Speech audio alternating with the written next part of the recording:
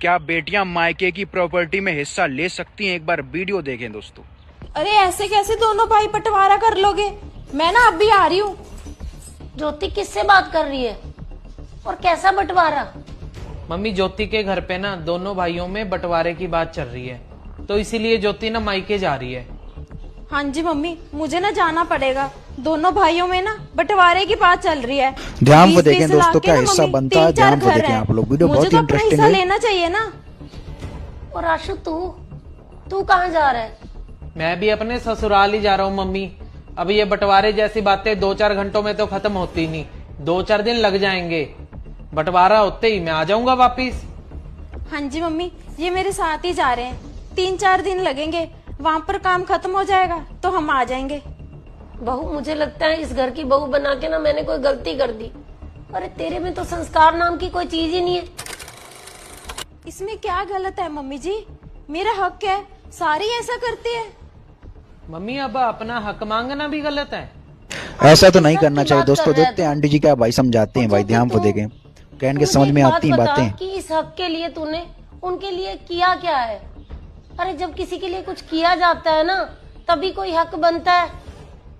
अरे जब से तू पैदा हुई है तेरे माँ बाप एक एक रुपया जोड़ रहे होंगे कि तेरी कल को शादी करनी है, और जब तेरे भाई जवान हुए होंगे, कोई खर्चे की बात करते होंगे, तब भी तेरे माता पिता ने उनको हर समय हटाया होगा कि नहीं, हमने अपनी बेटी की शादी करनी है, हमें 4 पैसे रख लेने दे। जब तेरी इतने अच्छे घर में अब शादी होगी है, तो अब तुझे हिस्सा मांगने की क्या जरूरत पड़ी? ये भी बात बिल्कुल सही है दोस्तों। जब इतने अच्छे घर में शादी हो गई दोस्तों, तो वहीं पर रहने दो भाई, उसकी वहाँ पर प्रॉपर्टी। तब तेरे भाइयों ने कितनी ज्यादा उनकी सेवा की थी, और तू तो उनके क्रियाक्रम में भी 2-4 दिन रह के वापिस चली आई थी। देखा है, तो अब तू कैसे हिस्सा मांग रही है? और आशु, तू भी इसका साथ देने चल पड़ा। अरे तेरे संस्कार कहाँ गए? जब ज्योति कुछ गलत कर रही थी तो तुझे तो मना करना चाहिए था। बिल्कुल सही बात है दोस्तों। अगर वो गलत कर रही है दोस्तों, तो पति का फर्ज बनता है दोस्तों मना करना। मुझे प्रॉपर्टी में से हिस्सा दे दो। 2 थप्पड़ लगाने थे इसके मुंह के ऊपर।